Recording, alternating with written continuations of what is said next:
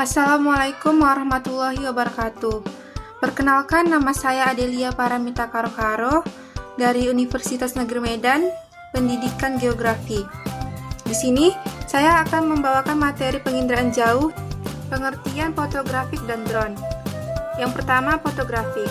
Penginderaan jauh fotografik yaitu sistem penginderaan jauh yang di dalam merekam objek menggunakan kamera sebagai sensor, menggunakan film sebagai detektor, dan menggunakan tenaga elektromagnetik yang berupa spektrum tampak dan atau perluasannya. Perekaman objek atau pemotretannya dapat dilakukan dari udara maupun antariksa. Hasil rekamannya setelah diproses menjadi foto udara dan foto satelit. Yang kedua, drone. Drone adalah pesawat tanpa awak yang dikendalikan dari jarak jauh. Pesawat tanpa awak atau pesawat nirawak adalah sebuah mesin terbang yang berfungsi dengan kendali jarak jauh oleh pilot atau mampu mengendalikan dirinya sendiri. Menggunakan hukum aerodinamika untuk mengangkat dirinya.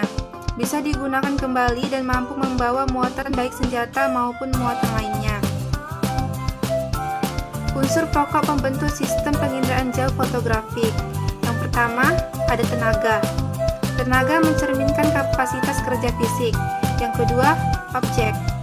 Objek yang dapat dibedakan dalam foto udara terbatas pada objek yang tampak, yaitu objek di permukaan bumi yang tidak terlindung oleh objek lainnya. Yang ketiga, sensor. Sensor penginderaan jauh fotografi berupa kamera. Bila kamera difokuskan ke jarak tak terhingga, maka jarak dari lensa ke film disebut panjang fokus. Yang terakhir, output. Output sistem penginderaan jauh fotografik berupa foto udara dan foto satelit. Di slide berikutnya, kita akan membahas tentang jenis foto udara. Jenis foto udara terbagi atas. Yang pertama, foto ultraviolet. Yang kedua, foto ortokromatik. Yang ketiga, foto pankromatik hitam putih. Yang keempat, foto pankromatik berwarna. Yang kelima, foto inframerah hitam putih. Yang keenam, foto inframerah berwarna. Yang ketujuh, foto multispektral. Yang kedelapan, foto strip. Yang kesembilan, foto panoramik. Dan yang kesepuluh, foto satelit.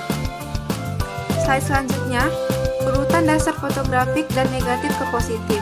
Pada proses ini, material negatif dan positif berupa film dan kertas cetak yang terdiri atas suatu emulsi fotografik yang peka terhadap cahaya. Dilekatkan di atas lapisan atau penyangga. Emulsi terdiri atas suatu lapisan tipis kristal atau butir perak halida yang peka terhadap cahaya, yang dilekatkan di tempatnya dengan pemuat gelatin urutan dasar film menggunakan berbagai macam plastik. Jika terkena cahaya kristal perak halida di dalam suatu emulsi mengalami reaksi fotokimiawi dan membentuk suatu bahan laten yang tidak tampak. Ketika diproses, kristal film yang telah dibuka terhadap cahaya menjadi perak. Daerah pada negatif yang tidak dibuka menjadi terang pemrosesan sebab kristal pada bagian ini tidak dilarutkan sebagai bagian proses pengembangan.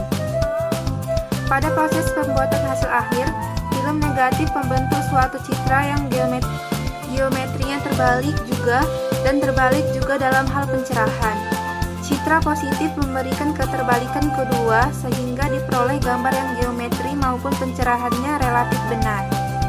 Slide selanjutnya, kita akan membahas tentang pemrosesan film hitam putih dan berwarna. Yang pertama, proses film hitam putih terdiri dari berbagai cara. Yang pertama, A. Pengembangan, B.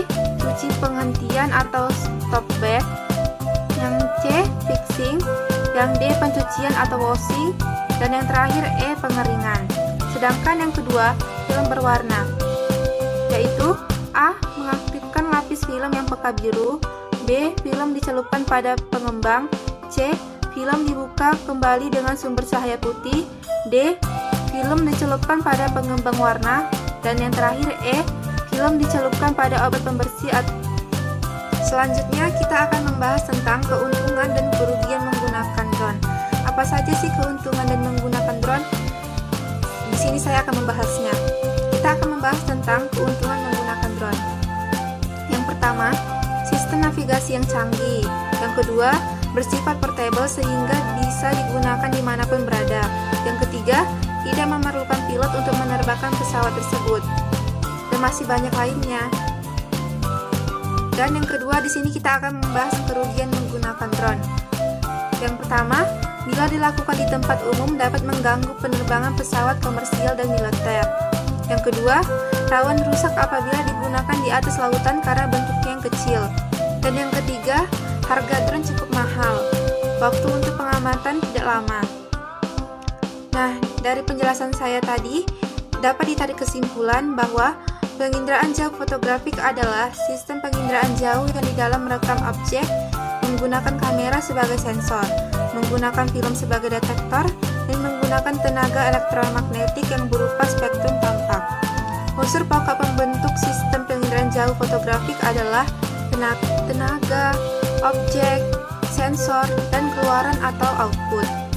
Jenis-jenis foto udara yaitu foto ultraviolet, foto ortokromatik, foto pankromatik hitam putih, foto pankromatik berwarna, foto inframerah hitam putih, foto multispektral, foto strip, foto panoramik, dan foto satelit.